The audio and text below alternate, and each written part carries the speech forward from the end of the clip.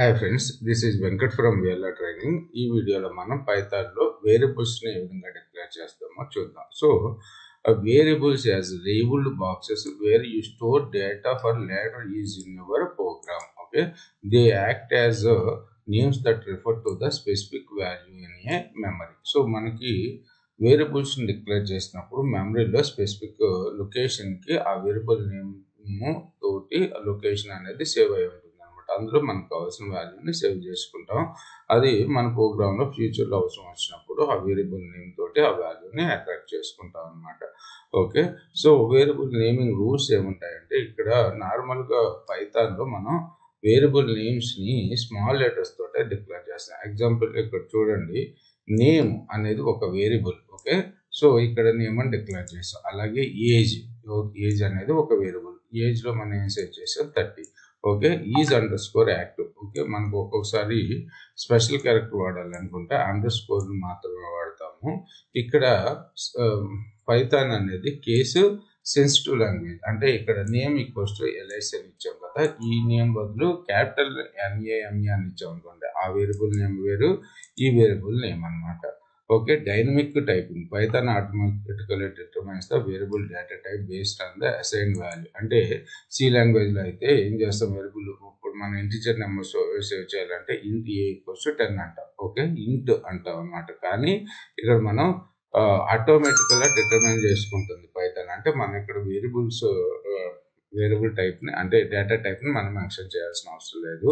You don't need to specify the data type before and case sensitive. Name is different from the name. ఈ variable name వచ్చేసి name NAME small letters ఉన్నాయి, ఇక్కడ ఏమో capital letter ఉంది. ఇది different అని చెప్తున్నారు. Okay, so numbers, string, so data types గురించి కమింగ్ వీడియోస్లో చూద్దాం. తర్వాత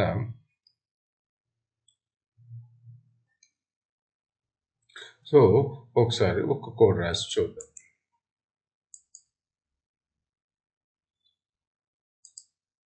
సో న్యూ Python 3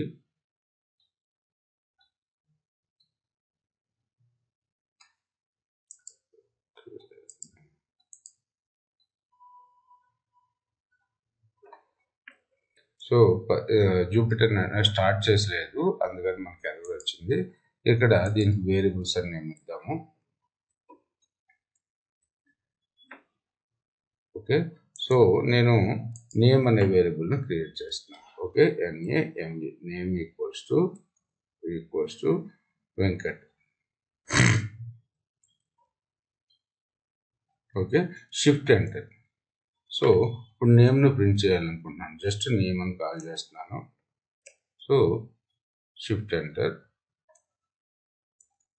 సో మనకు చూడండి, వెంకట్ నేమ్లో ఏదైతే వాల్యూ ఉందో అది మనకు డిస్ప్లే అయింది. ఇప్పుడు A = 20 అని డిక్లేర్ చేస్తున్నాను. Shift enter, shift enter. Okay, మనకి 20 డిస్ప్లే అయింది. ఓకే, సో ఇప్పుడు A = 20, B = 30 అని డిక్లేర్ చేస్తున్నాను. సో ఇప్పుడు A + B = so shift enter. So 50. Okay, ఇప్పుడు మనం ఏం చేద్దామంటే C = A + B. Okay, so Cని ప్రింట్ చేద్దాం అనుకుంటున్నాం. Shift enter. రైట్, Cలో 50 వాల్యూ వచ్చిందని చెప్పి డిస్ప్లే అవుతుంది. రైట్, సో తర్వాత సో మనం ప్రింట్ కమాండ్ కూడా వాడుకోవచ్చు అన్నమాట. Okay, so print C. So 50 display అయింది. ప్రింట్ నేమ్ వెంకట్ డిస్ప్లే అయింది. సో తర్వాత నేను ఇప్పుడు ఇక్కడ ఏం చేసాం, A = 20, B = 30 అని చెప్పి ఇప్పుడు మనం వేసినప్పుడు 3 నెంబర్స్ ప్రోగ్రామ్ రాద్దాం. ఓకే, A = 20, B = 40, C = 50 అని రాసాం. ఇలాగైనా రాయొచ్చు. సో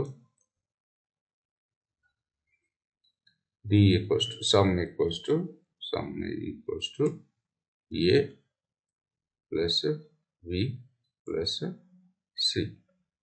తర్వాత sum. ఓకే, షిఫ్ట్ ఎంటర్ చేస్తున్నాను.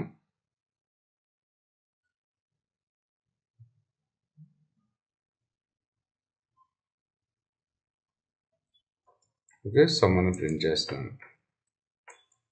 సో 110. సో మీరు ఇలాగైనా కోడ్ రాయొచ్చు, లేదనుకుంటే ఇప్పుడు 3 వేరియబుల్స్ డిక్లేర్ చేశారు కదా, A comma B comma C.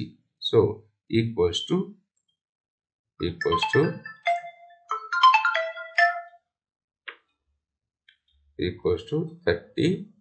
Comma 60 comma 90. Okay, so అంటే ఏ వాల్యూలోకి 30, బి వాల్యూలోకి 60, సి వాల్యూలోకి 90 సేవ్ అవుతుంది. ఓకే, రైట్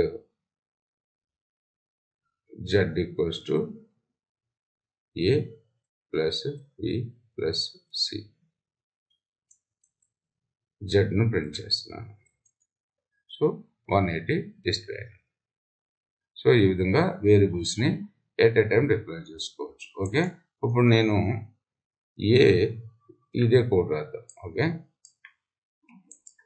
సో ఒక వాల్యూ ఇవ్వలేదు అనుకుంది, అప్పుడు తీసుకుంటుందా అది? లేదు. ఓకే, సో తర్వాత వచ్చేసి